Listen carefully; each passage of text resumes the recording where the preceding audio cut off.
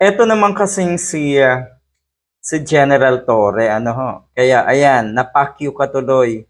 Pakyu ko ng pakyu na nung si Baste Duterte.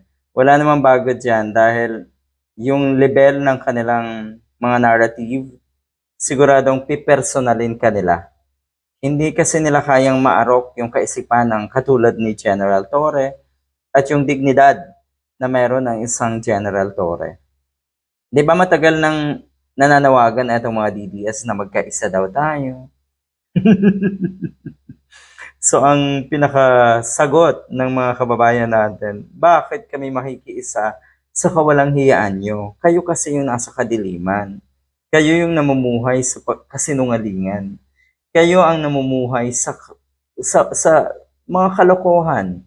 Kayo yung mga taong baluktot na ang kaisipan at madaling mauto at mabudol. Kayo yun. Bakit kami makikiisa sa ganyan? 'Di ba? Bakit kailangang makiisa ng sambayanan sa kawalang hiyaan nyo? Hindi ba't kayo ang kilala sa aspetong yan?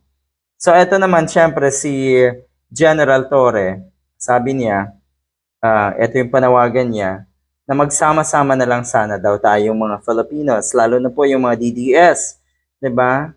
Kayo ang dapat makiisa sa ating gobyerno.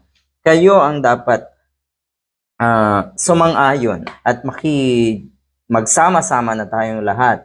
Kalimutan yung mga problema. Totoo naman eh. Totoo yung sinasabi ni General Torre na ito. Dahil kung merong dapat na magsama-sama, tayo dapat ay magsama-sama sa kabutihan, hindi sa mga kabulastugan at kawalang hiyaan ninyo.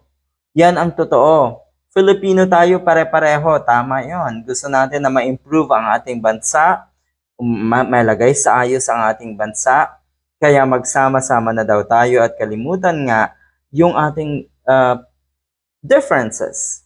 Oh, yun yung tama. Kayo ang sumang-ayon at makisama sa mga tungo sa pag-unlad nga ng ating bansa. Hindi yung gusto nyo na yung mga matitino at nasa tamang kaisipan ay sumang-ayon sa inyong mga kawalang hiyaan. Hindi po pwede yon. Kaya itong si Baste Duterte ay tila galit na naman. You see, ganyan ang reaction nyo. Nung mga panahon na kayo ay nananawagan ng pagkakaisa, kasi nasabi lang ng taong bayan, ng mga nag-iisip nating kababayan, hindi bagay sa inyo na kayo ang manawagan ng pagkakaisa.